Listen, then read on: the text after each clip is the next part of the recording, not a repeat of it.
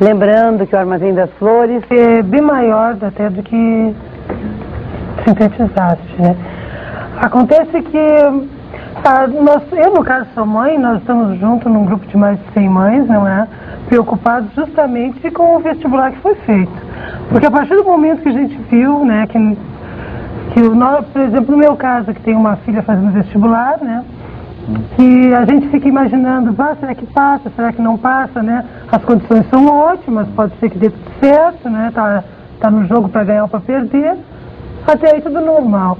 Agora, acontece o seguinte, a partir do momento que é feito o vestibular e a gente começa a observar que estão acontecendo inúmeras irregularidades, que os próprios professores de cursinho, que são pessoas capacitadas, estão comentando e falando coisas assim incríveis a respeito dessas provas. Mas essas irregularidades seriam no sentido da qualidade das questões, de questões com respostas duplas, o que tiveram que ser anuladas, várias foram anuladas, outras deveriam ter sido anuladas, não foram. É nesse sentido as irregularidades.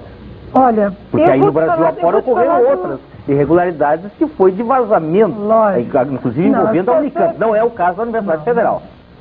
Eu acho que a situação está muito pior. Agora, eu sou uma pessoa leiga, não digo que diz respeito a questões de vestibular. Inclusive, eu sou professora, não sou de primeiro grau, né?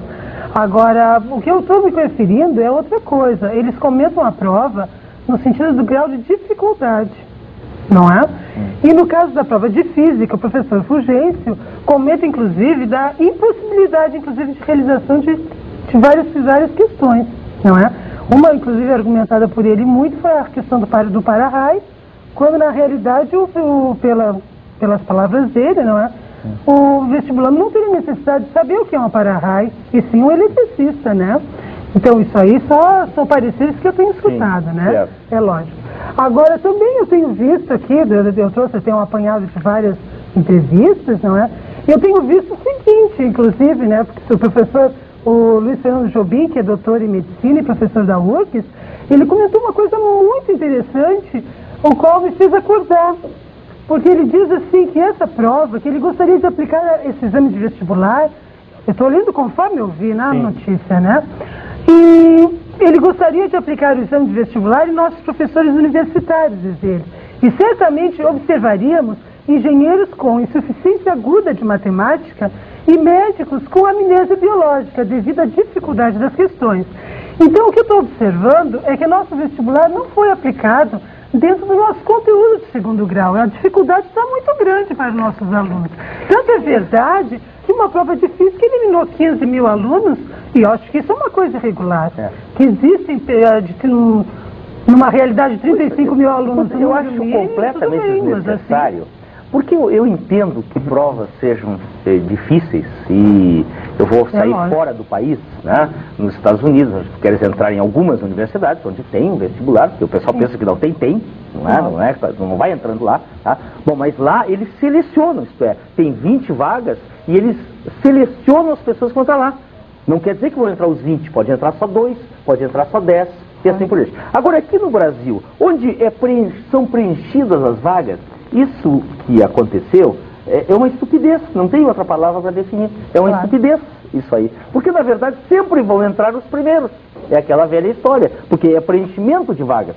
Se houvesse seleção, nós precisamos ter tal nível, que é o que alguns professores da universidade sonham, e provavelmente é o que aconteceu com alguns desses professores que fizeram essas provas, no caso especificamente físico. Quer dizer, eles sonham que tem que ter um nível assim, quer dizer, eles desconhecem, eles não estão no Brasil, eles não sabem que escola tem, etc. Então eles fizeram uma prova fora da realidade, quando não tem necessidade, você pode fazer a prova simples, porque irão entrar quais? Os que tirarem as notas mais altas, ou 9, ou 7, ou 5, ou 3. É a minha opinião. Agora, acontece uma coisa incrível, não é? Porque eu acho assim, isso aí de uma maneira lógica, né? Num vestibular com 35 questões, a média de acerto ser 9 questões, isso eu acho um absurdo. É um absurdo, é uma coisa inexplicável, não é? Eu só queria o seguinte, sabe que nós não temos muito tempo, está aqui, o pessoal está ali, vieram aqui tudo, a Lisiane, o Pablo, o Jorge, a Georgia, o Jorge Arturo, o professor Gustavo Killing também está aqui conosco. Tá? Então, em relação ao seguinte, eu queria saber em relação à ação especificamente. Ela deu entrada, não deu entrada, como é que ela vai ser feita, baseada em quê? É isso que eu quero saber. Nós estamos com a doutora Wanda, não é? Ela está nos assessorando nesse trabalho, é lógico, e ela entrou com uma ação, eu não sei os nomes técnicos, mas tudo bem, não tem problema. Ela entrou com uma ação exigindo, no caso, o boletim com as notas dos nossos filhos, não é? Certo, Lógico. tá. E com a redação, porque a redação, por incrível que pareça, às vezes a gente não imagina a necessidade e o valor dela, mas ele é um cheque em branco. Porque como ela tem o valor até 20 e ela vai somente classificar, eles colocam o valor que querem, não é? E a preocupação, inclusive, da gente é que como já foi feito esse vestibular e as notas já foram dadas, quem me garante que essa redação, até a gente conseguisse esse gabarito, ela pode ser, inclusive, incineradas, né? Então a gente tem interesse de requerer esses documentos, que são documentos, não é? E como que a gente pode provar essa legião essa quantidade de alunos aprovados, se eles nem têm notas ainda? Como é que eu posso provar que a minha filha foi reprovada no caso do vestibular, se não tem as notas dela, né? Então isso é um documento importante. Nesse sentido foi o primeiro momento. Agora a intenção da gente é aumentar, claro, o número de vagas, principalmente para esse pessoal que está aí e que tem condições de passar, porque eles têm nota para isso, né? Então aí nós vamos chegar na outra história que ainda ontem eu me referi aqui. Quer dizer, um país como o nosso, que tem sala de aula fechada, não aceito, é um absurdo.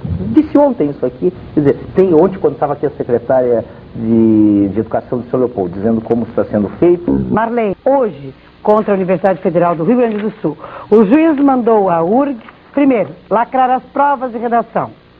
Segundo, colocar no boletim de desempenho a média do último classificado. Tá bonito aqui. Depois entregar com urgência o boletim de desempenho e lavrar a grade.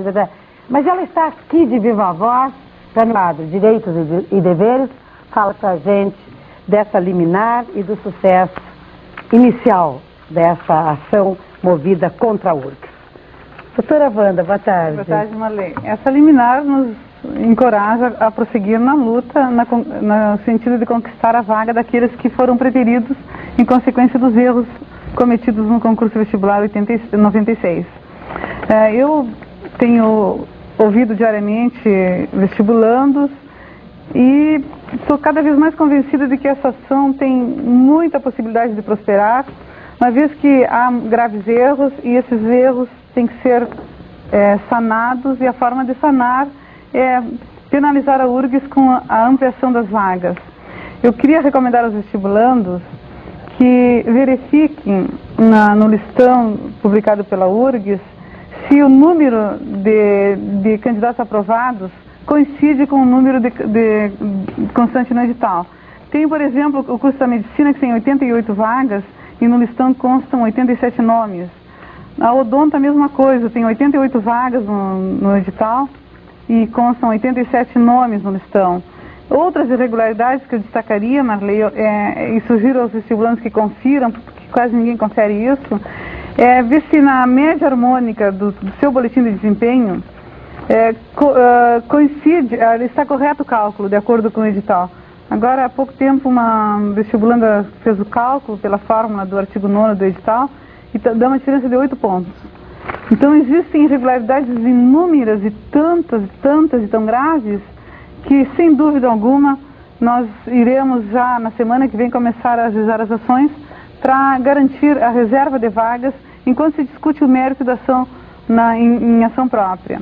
Outra sugestão que eu dou aos vestibulandos é que examinem no boletim de desempenho se no lugar onde consta o número da sua carteira de identidade está correto o número. Já entre cada 10 vestibulandos tem 2 ou 3 erros. E isso é grave. Também há um outro erro grave, que é o fato de o vestibulando pelo gabarito, ele fez a sua contagem de pontos. Hoje, todos os vestibulandos que eu ouvi, que estavam com o boletim de desempenho na mão, eles verificaram que em cada prova falta um ponto. Portanto, é impossível que tenha havido tantos equívocos da parte do vestibulando. É chegado o momento de o homem dominar a máquina. Se o computador errou, a URGS vai ter que ser responsabilizada por isso. E esses erros são graves, porque prejudicaram a carreira e estão em vias de prejudicar